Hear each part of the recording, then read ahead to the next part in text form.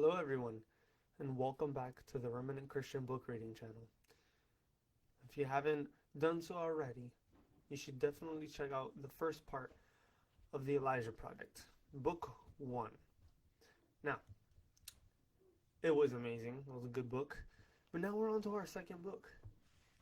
And the second book's name is The Enemy Closes In. Part 2 of the Elijah Project book. Um, it should be really, really good. Let's jump right into it and get into this action-packed second part. So, the book is based off of the verse of Ephesians 6:12.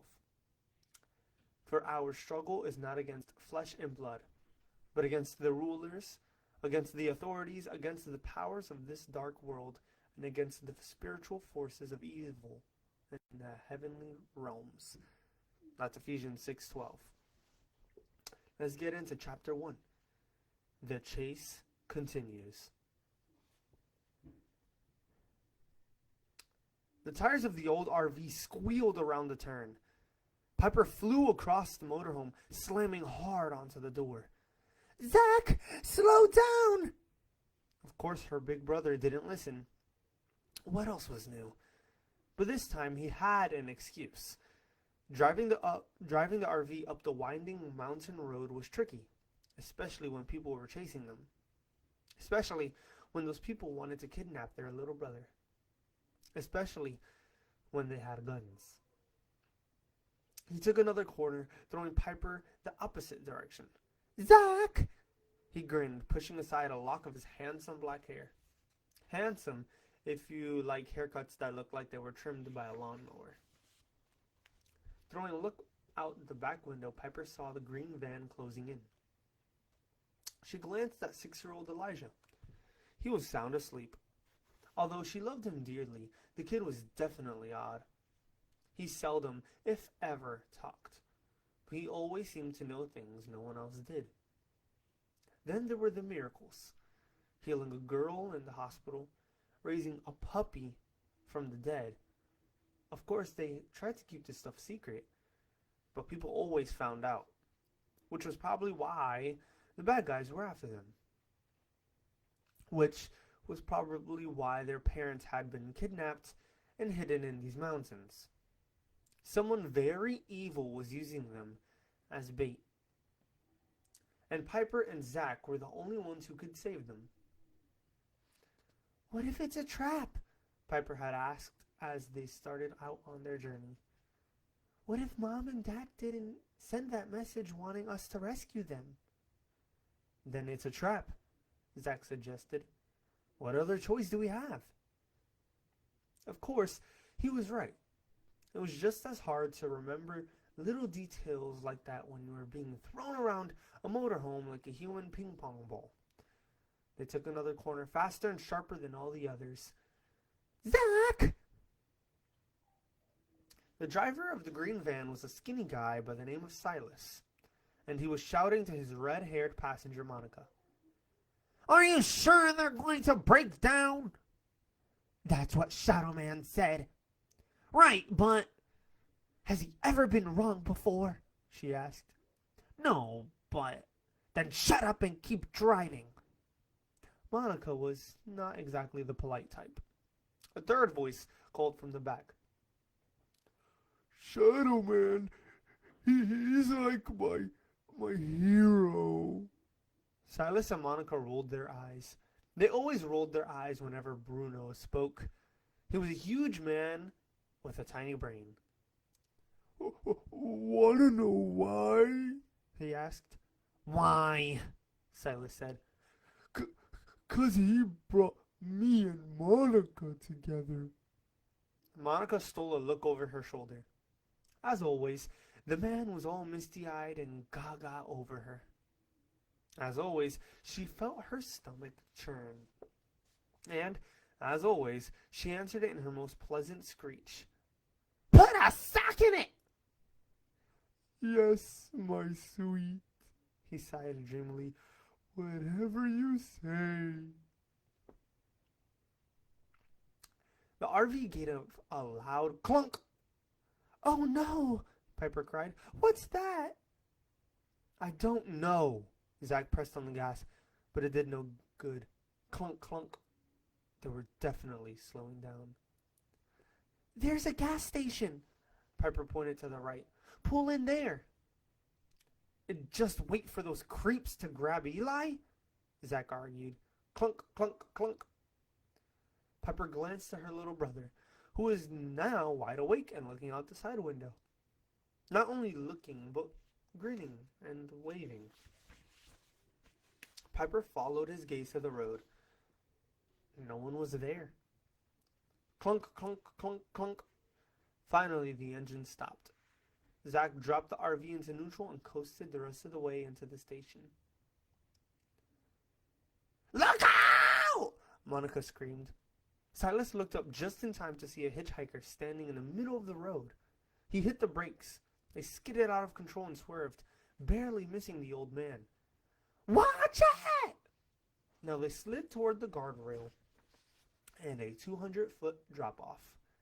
Silas cranked the wheel hard as the tires smoked until they hit the rail and bounced back onto the road. "What were you doing?" Monica demanded. "I'm trying to keep us alive." "You almost got us killed." "I'm not the one standing in the middle of the road." "Oh, cool." Monica looked back over her shoulder.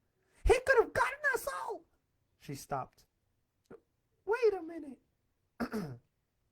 Where did he go?" Silas glanced into the mirror. Try as he might, he could not see the old man. "Did we squash him?" Bruno asked. "I don't think so." Silas started to slow. "What are you doing now?" Monica said. "We'd better go back and check." "We're not checking anything." "But if he wants to get hit, that's his business. We've got some brats to catch." Monica turned back to the RV in front of them. There was only one problem. "Where is it?" she asked. Silas searched the road before them and saw the same thing. Nothing. The motorhome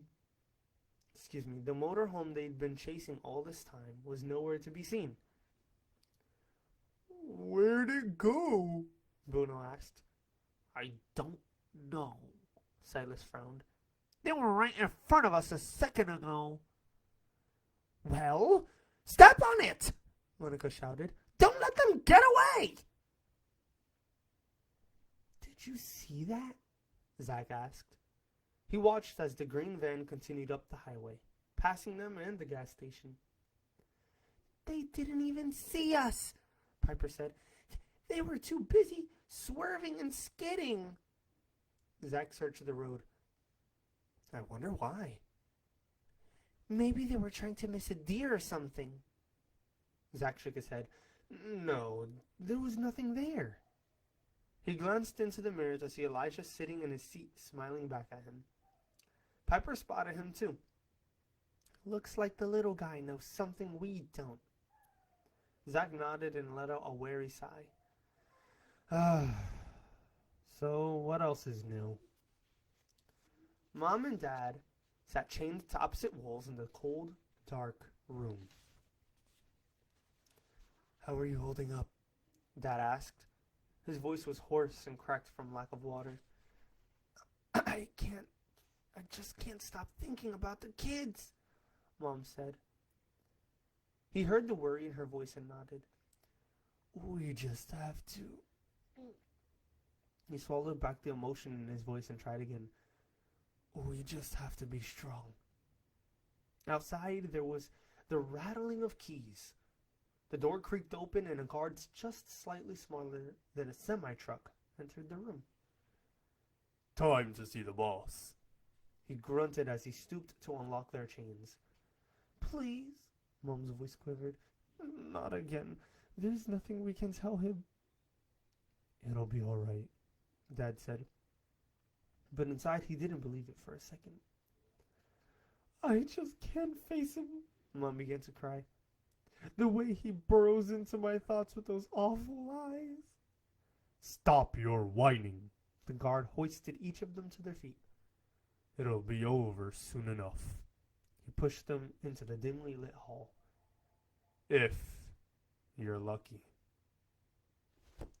That's the end of the first chapter. For part 2, it was kind of a short video. This is a little teaser. That was me ending this right now because